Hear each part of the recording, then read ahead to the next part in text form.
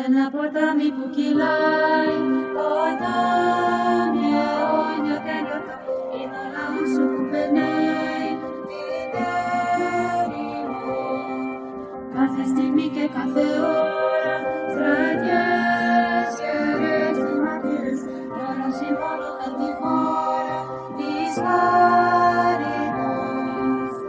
Είσαι Χριστέ μου αστροφή και εμείς τα πόνος πάνω στη γη.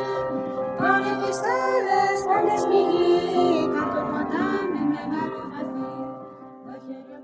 Hi, I'm Kyrio Nicholas Athanasou, a Sunday school teacher at the parish of St. Catherine at Mascot. Jacob, the son of Isaac and grandson of Abraham, had 12 sons. His second last son was named Joseph, and he was very different from the other sons that he had. He was innocent and wasn't evil. He was obedient and loved his family. And he was like this because he loved God with all his heart. Jacob loved his son because of all of his virtues and because he was clever. The same, however, could not be said for his brothers. They were very envious of Joseph. And then there were some incidents that made their jealousy even greater. Once, Jacob made a very beautiful and bright robe of many colours for Joseph, and this angered the brothers. And then Joseph had two strange dreams, where his brothers and parents bowed down before him. His brothers mocked him, but their envy increased. One day, the 10 older brothers of Joseph had left with their flocks, far from their home for a long time. With his younger brother Benjamin, the 12th child of Jacob, Joseph was left in the house for some other work. And then Jacob said, "Joseph, go find your brothers. Go and see what they are doing." When Joseph came to his brothers in the fields, his siblings who saw him coming were plotting to kill him. But the older brother, Reuben, prevented them from doing this, as he loved Joseph and wanted to save him. "No," he shouted, "don't kill him. Let's take him and throw him in this pit so that he can die from hunger." And the brothers agreed with this, but Reuben was planning to come back and rescue him later. When Joseph finally arrived, he greeted his brothers happily, but his angry brothers rushed up to him, took off his wonderful robe, tied him up with a thick rope, and threw him into the pit. The brothers meant for him to die, but all of a sudden some slave traders came past, and the brothers sold Joseph to them for 20 gold coins, 2 for each brother. To explain Joseph's disappearance to their father, the brothers took his multicolored tunic and dipped it in the blood of a goat, and Jacob mourned for his son. And so Joseph was now a slave in Egypt. His master was a man called Potiphar, who was an officer of the Pharaoh, the king of Egypt. When he was Potiphar's slave, even more evil followed Joseph. Potiphar's wife tried to entice Joseph to sin, and had Joseph sent to prison when he refused. And so Joseph was imprisoned. He suffered for many years. However, God's blessing always accompanied him. In prison, God gave him the ability to interpret the dreams of 2 fellow prisoners, and one of them was the cupbearer of Pharaoh. When the cupbearer was restored to his position, even though Joseph told the cupbearer to remember him to get him out of prison, the cupbearer forgot Joseph. But 2 years later, when Pharaoh had 2 dreams that needed interpreting, the cupbearer remembered and suggested that Joseph interpret the dreams. And Joseph, with God's enlightenment, interpreted the dream and warned Pharaoh that there would be 7 years of good harvests, followed by 7 years of famine. Joseph advised to store the grain from the good years to have enough in the tough years. Then Pharaoh understood that God was with this young man and made Joseph the second most powerful man in Egypt after him.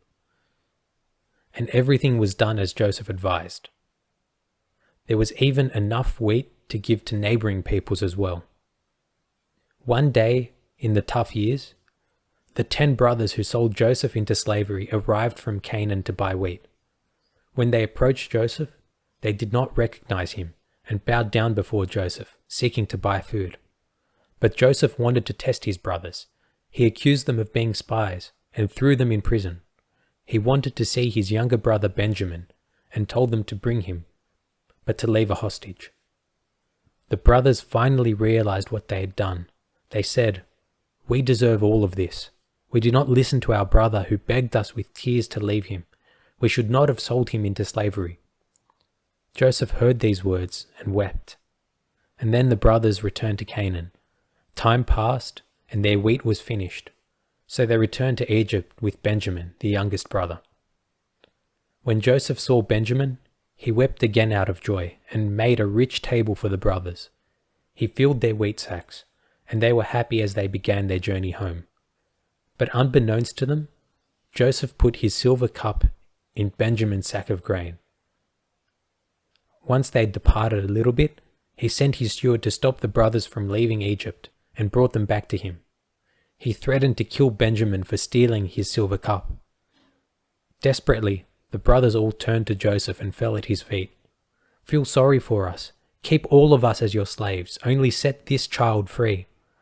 Our long-suffering father will die if anything happens to the child." And Joseph couldn't hold on any longer. He ordered that all the Egyptians leave the room.